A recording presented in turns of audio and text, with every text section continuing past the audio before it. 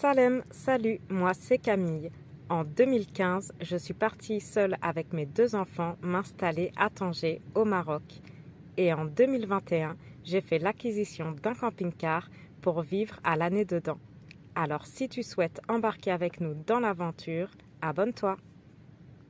Salam alaikum, bonjour. Bienvenue dans cette nouvelle vidéo, j'espère que vous allez tous bien. On a quitté la vallée du Ziz, direction Merzouga, et on passe par les villes de Erfoud et Rissani, qui sont les 2 villes principales du Tafilalt, une région historique où son activité principale est liée à l'exploitation des fossiles de l'ère paléozoïque. La région est célèbre pour ses multiples carrières de fossiles parce qu'elle recèle des spécimens d'une incroyable diversité. Et après 120 km depuis Erachidia, après avoir traversé toute la vallée du Ziz, nous commençons à apercevoir les premières dunes de Merzouga. Après des kilomètres de désert de cailloux apparaissent, roses et blondes, les dunes de sable de l'Erg Chebi. Erg qui veut dire champ de dunes. Après avoir traversé la petite ville de Merzouga, où on trouve tout ce qu'il faut niveau commerce, restaurant, banque, hôtel, café, on arrive au pied de l'Erg. Il s'étend du nord au sud sur environ 40 km et sa masse de sable atteigne parfois les 170 mètres de hauteur. C'est ici, au pied des dunes, qu'on va s'installer avec le camping-car pour plusieurs jours.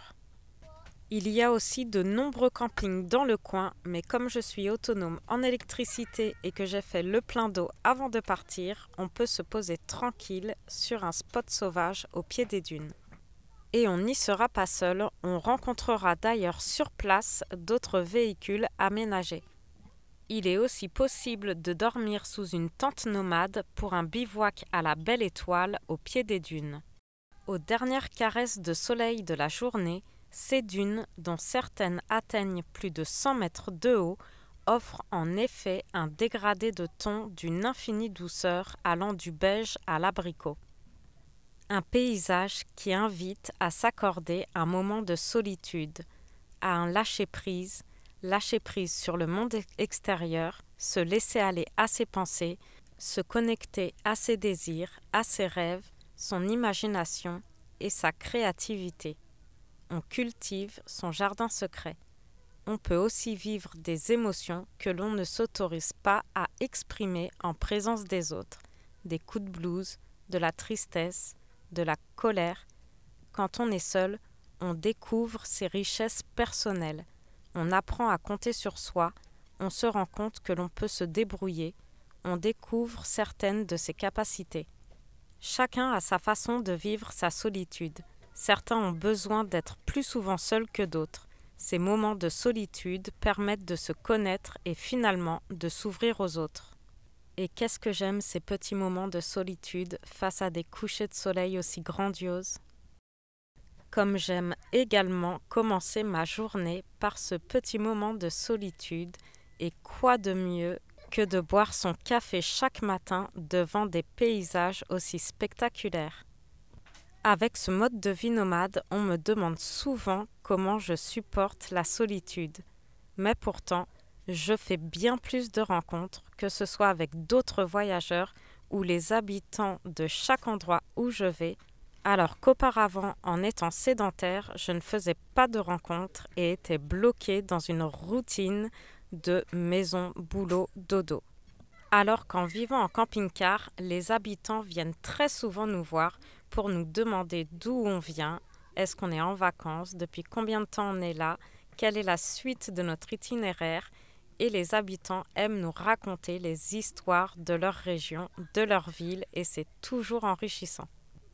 On croise aussi très régulièrement d'autres voyageurs, que ce soit en camping-car ou en autre véhicule aménagé, Et là encore, c'est beaucoup plus facile en voyage d'aller vers les gens où ils viennent beaucoup plus facilement à nous que dans une vie sédentaire normale en appartement ou en maison, puisque là, entre voyageurs, on vient toujours se saluer et s'échanger des bons plans sur nos itinéraires, sur nos voyages passés, et c'est toujours là encore des rencontres très enrichissantes.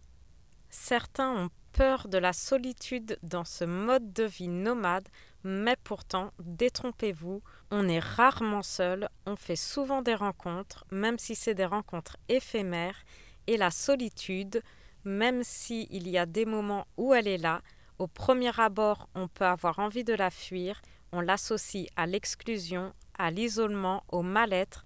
Si elle est subie, la solitude peut être destructive, mais lorsqu'elle est choisie, elle peut être très enrichissante et s'accorder des moments de solitude peut être un vrai bienfait pour avancer dans ses projets, dans l'apprentissage des langues, dans une formation pour trouver un nouveau métier.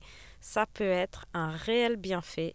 Et si on se sent bien dans sa vie, bien dans son mode de vie, qu'on a des projets, qu'on est toujours occupé, on se sent jamais vraiment seul. En tout cas, si vous ressentez le besoin d'être seul, de méditer, de prendre du temps pour vous, Merzouga est vraiment l'endroit idéal pour se ressourcer et en prendre plein les yeux.